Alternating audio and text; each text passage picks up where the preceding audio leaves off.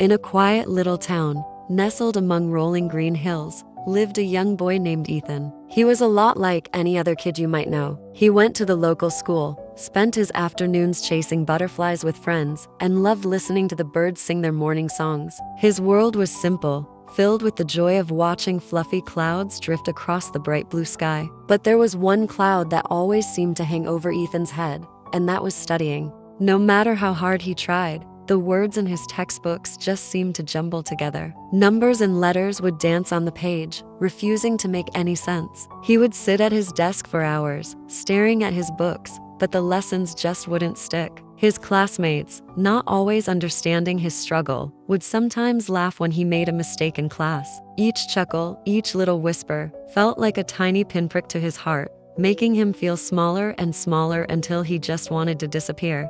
He felt lost and alone, like he was the only one in the world who couldn't figure things out. One afternoon, feeling particularly down after a tough day at school, Ethan wandered away from his usual path home. He found himself walking towards a part of the town he'd never explored before, a quiet street lined with old, charming houses. At the very end of the street stood a peculiar little shop he'd never noticed. It had a wooden sign that read, "The Curiosity Cabinet," painted in whimsical, swirling letters. Intrigued, Ethan pushed open the creaky wooden door and stepped inside. The air inside smelled of old paper, polished wood, and something sweet and unidentifiable like cinnamon and rain. The shop was a wonderland of strange and fascinating objects. Shelves overflowed with antique globes, brass telescopes, colorful glass bottles, and books with leather-bound covers. Behind the counter stood an old man with a kind, wrinkled face and eyes that twinkled with a gentle light. He wore round spectacles perched on the end of his nose and had a long white beard that touched his chest. The old man, whose name was Mr. Alastair, smiled warmly at Ethan.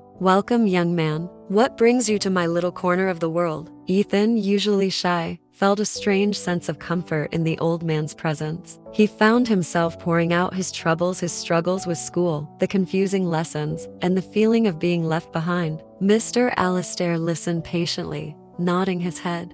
When Ethan finished, he didn't offer empty words of encouragement. Instead, he hobbled over to a dusty shelf and picked up a small, intricately carved wooden box. He placed it gently on the counter in front of Ethan. "This," he said, his voice a soft whisper, "is a puzzle box. It's not about being the quickest to solve it. It's about looking at it from every angle, trying different things, and not giving up when one way doesn't work." Ethan took the box. It was covered in strange symbols and had no obvious way to open it. He spent the rest of the afternoon in the shop, twisting and turning the box, pushing and pulling its various parts. He got frustrated many times, but Mr. Alastair would just smile and say, "Patience, my boy. Every problem has a solution. You just haven't found the right key yet." Finally, after what felt like an eternity, Ethan heard a soft click. A hidden panel slid open, revealing a small, empty compartment inside. He hadn't won a prize, but the feeling of accomplishment was immense. He had solved it. He had figured it out all by himself. He looked up at Mr. Alastair,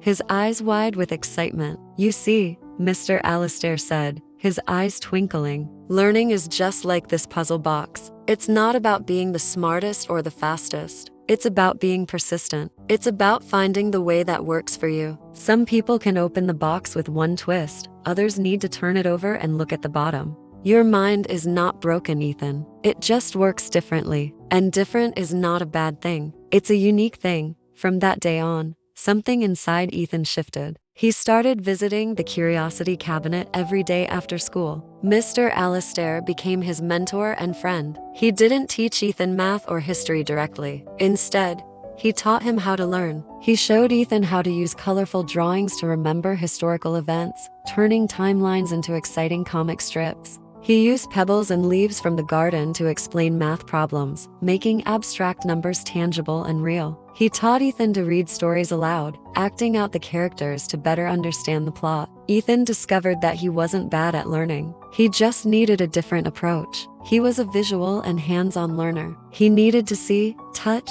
and experience things to understand them. The jumbled letters in his textbooks started to form words, and the dancing numbers settled into neat equations. He was no longer just memorizing facts. He was building connections, creating a web of knowledge in his own unique way. Back at school, a change began to happen. Ethan started participating in class, not with fear, but with a newfound confidence. When a classmate was struggling with a concept, Ethan would remember Mr. Alastair's methods. He'd grab a piece of chalk and draw a diagram on the pavement during recess, or use twigs to demonstrate a math problem. The same classmates who once laughed at his mistakes now looked at him with admiration. They saw that Ethan had a special way of explaining things that made them easier to understand. His teacher, Miss Anya, noticed the remarkable transformation. She saw the light in Ethan's eyes and the creative ways he now approached his work. She started incorporating some of his methods into her lessons, using more visual aids and group activities. The entire classroom became a more vibrant and collaborative space. The children learned that everyone has their own strengths and that helping each other makes everyone smarter. The laughter in the classroom was no longer at anyone's expense. It was the joyful sound of shared discovery. Ethan never became the top student in the traditional sense. He didn't always get the highest scores on every test, but that didn't matter anymore. He had found something far more valuable, a love for learning and the confidence to be himself. He understood that success wasn't about being better than others, but about being the best version of himself. He continued to visit Mr. Alastair, and their little puzzle-solving sessions turned into deep conversations about the world and all its wonders. Years passed, and Ethan grew into a bright and creative young man. He never forgot the lessons he learned in that dusty little shop. He realized that the world is full of different kinds of minds, each one like a unique puzzle box waiting to be understood. His own struggle taught him empathy and patience, and he dedicated his life to helping others find their own special key to unlocking their potential. He became a teacher, but not just any teacher. His classroom was a curiosity cabinet of its own, filled with drawings, models, and hands-on projects, a place where every child was celebrated for their unique way of thinking. And so, the boy who once felt lost and alone in a world of books became a beacon of hope for others, proving that our greatest struggles can often lead us to our greatest strengths. He learned that the journey of learning isn't a race, but a beautiful, personal adventure of discovery. And that is a lesson worth more than any grade. Thanks for watching. If this story resonated with you, don't forget to like, share, and subscribe for more content. See you next time.